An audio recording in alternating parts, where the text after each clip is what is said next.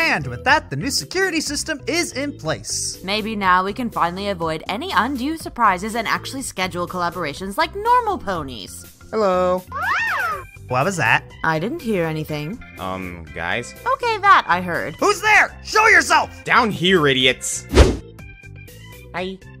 Oh, well, you're looking as cute as ever. And it begins. Wait, Green Scorpion? Is that you? You know any other green scorpions? Well, no, but your voice makes you sound bigger. I get that a lot. How'd you get in here anyway? I walked in. I couldn't help but notice the incredibly sophisticated security measures you procured after the ludicrous amount of breaches you've experienced, but due to its complexity, it fails to accommodate for individuals of a minuscule stature. What?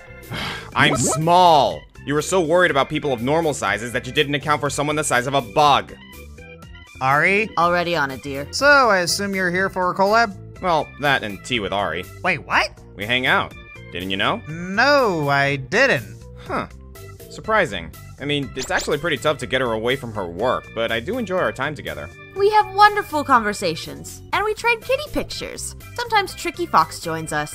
Who? My magic hat, honey. Oh, all right then.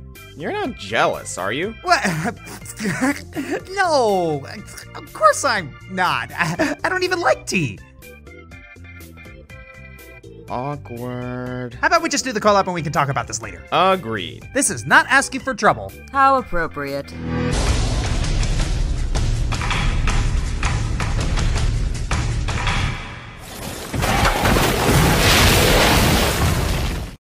So, this episode starts with... You okay over there? Can I get a box, please? Here you go. Thank you. So, this opens up with Pinky running through town saying, "Oh my gosh," over and over. The last time she was this excited, there was a bun in the oven. I don't think the Crystal Empire can handle another Season 6 premiere. Two pink pony who lives with baked goods. It's from the Yaks! I love how they can instantly figure out who sent it by their Drax the Destroyer tongue. So apparently she was invited to the Yak's sacred holiday of Yik-Slurbert Fest. How'd she get invited? I subtly hinted for an invitation in my letters to him. May I please come to Yik-Slurbert Fest? Pretty please? Pretty please? Pretty please? Pretty, pretty, pretty, pretty, pretty please? As much as Pinky being intrusive is sometimes annoying, here's one of the moments where it's actually really funny. I think I'm starting to understand why Pinky and Rutherford are able to get along. They both possess the subtlety of a battering ram. And Pinky demands, in the purest sense of the word, to be made friendship ambassador to the Yaks. Gee, I hope she doesn't take this menial thing and go overboard with it. Don't you mean take it too seriously? I will use this! Sorry. I've been hanging around comic foil too much. Anyway, check it out, the balloon. It still exists apparently. So she then lands in Yakistan, where it's snowing, and she brings along a cold-blooded reptile. Smart. Turns out Yik-Slurbert Fest sounds like a smoothie festival. Begins with the Yaks relieving tension by smashing things. So, like a version of The Purge where no one dies. I'm not sure we should be comparing a kid's show to a demonstration of mass murder. Hasn't stopped some people, but yeah, I do like this. I often relieve tension by playing violent video games, and other people relieve tension by going a few rounds with the boxing bag. Or a fellow pugilist for that matter. Trust me, sparring relieves stress like you wouldn't believe. But it appears that Pinky may have committed a small faux pas. Pink Pony better check self before wreck self. Did that really just happen? Yeah, he just made a reference to Ice Cube. Clearly someone in the writing department is a fan of hip-hop. Or is a filthy memer? Well, that too. Who wrote this anyway? Mei Chan, whose previous writing credits include Avatar: The Last Airbender, Phineas and Ferb, and Voltron Legendary Defender. Memer. Yak got Pink Pony good. Hard bomb! Gah! When this guy was first introduced, it wasn't a positive reception. He appeared to be this petulant, violent child. This mischievous side presents him in a much better light. It is possible that he's comfortable enough around Pinky to show this side of himself. You never really know someone until you actually take the time to let them crawl out of their shell. Gilda, anyone? So then the episode just shows a lot of the Yak culture. Yeah, there are a couple jokes, but it's rare for the show to devote this amount of time for this Tolkien-esque world building and just show the culture of a species. I like this. Though I can't help but notice that Pinkie Pie is deluding herself by carefully choosing her words in an attempt to keep the prince happy. I expect conflict later. But it appears they partied too hard and caused an avalanche.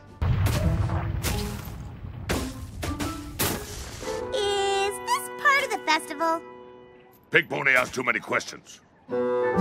I used to loathe this character. How is this guy so funny? You kind of mentioned it before in your review of Buckball Season. A little characterization can go a long way. Remember snails? Redemption! But it appears that every Yick Slurpert Fest, that sounds like a frozen yogurt festival where everyone has the hiccups. The stomping causes avalanches. Oh, come on, Firebrand. You can just tell that this was unprecedented by Rutherford's tone. Especially when they attempt to dig through the snow, but the ruckus makes the situation even worse. So then, Pinky suggests that they ask the ponies for help, but the stubborn prince is having none of it. Yaks wait for snow to melt. All this snow? It'll take 1,000 moons before it melts. Yaks known for their patience. Liar, liar, plants for hire. It's pants on fire, Patrick. Well, you would know. Liar. So, Pinky decides to go along with Rutherford's decisions despite them being dumb. Snow cake good.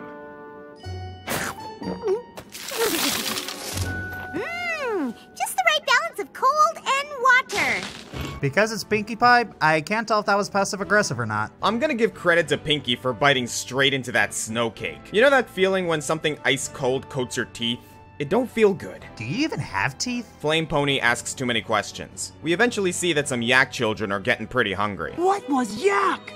Yak's stomach rumbles. Yak hungry. Oh. Yak. If Twilight and the others knew what was going on, they would be here to help in a pony's heartbeat. Why a pony's heartbeat specifically? Not sure. If she was going for urgency, she would have said a yak's heartbeat. A yak's pulse rate can reach up to 55 beats a minute, whereas an adult pony's would only reach about 32 a minute. You are obsessed with research, you know that? You're not the first to say so. So, Pinky decides to try and use a parable to get Rutherford to ask for help, but it doesn't work. She also learns that Rutherford was trapped in a hole for the entire winter when he was young, which apparently is why he is adverse to ask for help. Okay, first of all, how did you make such a deep hole from stomping? And how did it freeze over so fast? And how could you see your family and friends to wave to them from inside a frozen hole?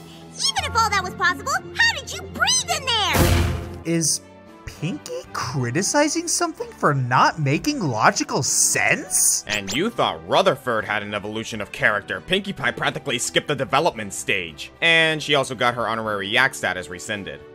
Bang! Pretender is door. I just slammed it. Wow. Even when he's being a stubborn jackass, he's still hilarious. But this hits Pinky pretty hard, and she leaves Yakistan in a funk.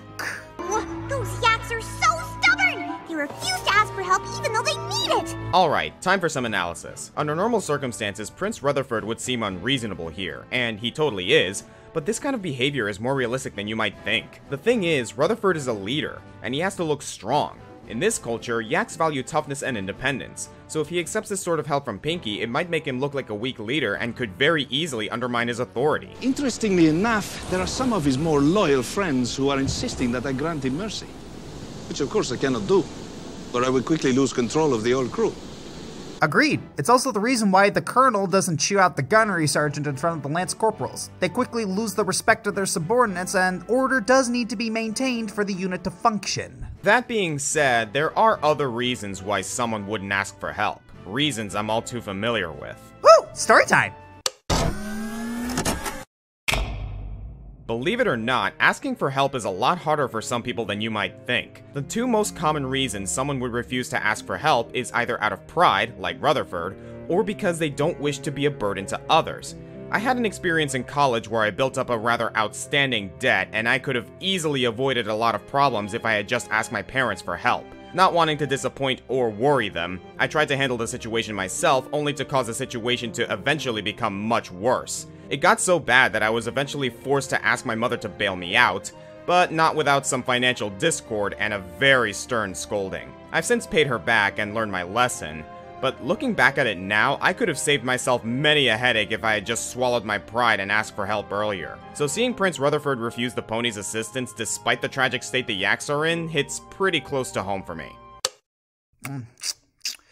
Good, but kind of dragged in the second act. 3 stars. Why are you critiquing my... Forget it, moving on. Pinky's got a long journey back and decides to pass the time by playing a game. I know! Let's play 20 million questions! You think of something, then I'll ask you 20 million questions until I can come up with what you're thinking of. Knowing her, she's not kidding. Ah, used up all 20 million questions! Oh well, we're we're here anyway. Okay, hang on a second. It takes around 3 months just to count to 1 million. She must have a jabberjaw that moves at relativistic speeds. It's Pinkie Pie, don't question it, right? Learning has occurred! Then we head back to the Friendship Palace where Pinkie explains the situation in a one-man pony show. Pinkie Pie, we have to help the yaks. So in conclusion, we have to help the yaks! Just go with it, hun.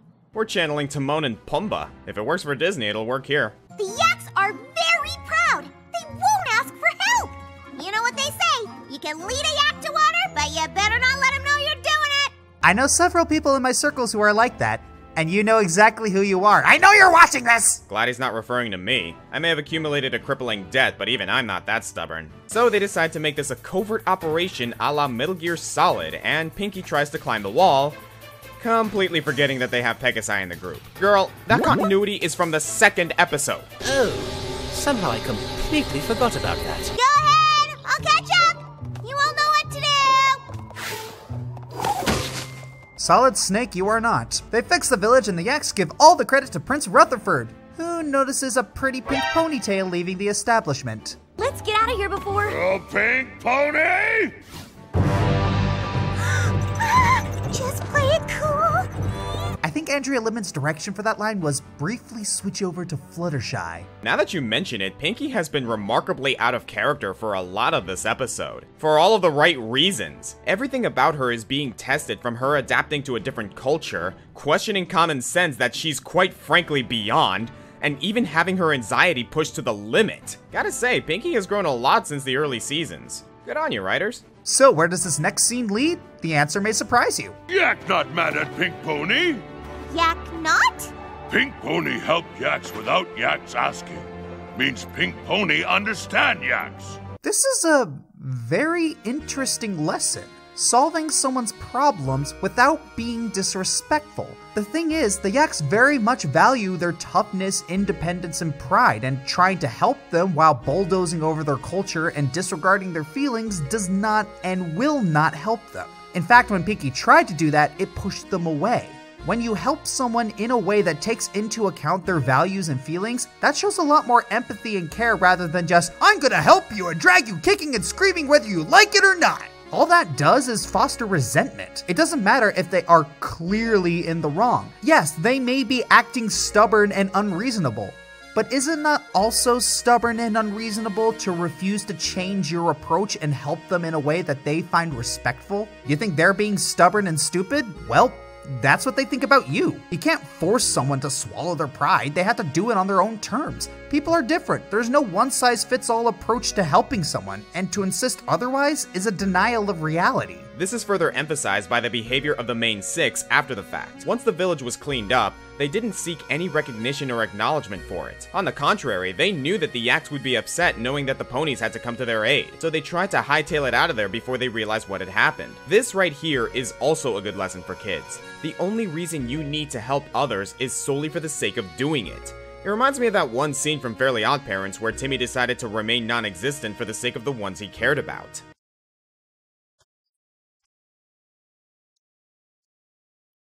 Despite the questionable quality of that episode, that's a really good line. The main 6 knew they were doing something worthwhile and helping out those in need, and for them, that's more than enough. And thanks to their selflessness, Prince Rutherford and the rest of the yaks were more than receptive to them. There's a lot to be learned from this one scene, and I gotta admit, I wasn't expecting it to get this deep. So, Pinkie's honorary yak status is reinstated, and that was not asking for trouble. Episodes like these are a good reminder of why I love this show. When the yaks first came around, nobody really liked them. This was a much needed revision to their culture and characters. We got to see why they acted the way they did. We got to see more of the good stuff rather than just yak smash and go to war. There were so many jokes in this episode that we couldn't address in the review. Otherwise, this video would be populated by quotes of, oh my gosh, that was really funny. I also really like this lesson because it's one that can be applied to adults more than the usual fare that the show provides. Indeed. I don't watch the show myself. In fact, you can count the episodes I've watched with 2 hands. claws, but I have to admit that I was smiling from ear to ear during this entire episode. Everything worked. The writing, the comedic timing, the moral, the character interactions. I don't think there's a single thing about this episode that I disliked. Maybe I'm a little biased because the lessons taught in this episode hit pretty close to home for me, but I love the fact that I was able to be reminded of such lessons and still have a wonderful time. Am I going to watch My Little Pony more after watching this? Probably not. However, there is no way that I can deny the credibility and the bucket loads of creativity that this show provides. Kudos, MLP. You got yourselves a new fan. If you boys have finished, tea is ready. Awesome. Let's go.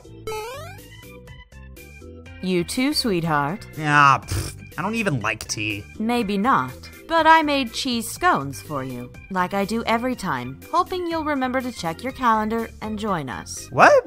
But you... Come along, dear. Scorpion, my hat, please. Yes, ma'am. What the... How did he do that? Wait, it's the end of a collab. I need to use the howitzer. You take that cannon of yours far too seriously. Just come and relax with us. Ah, okay, or whatever.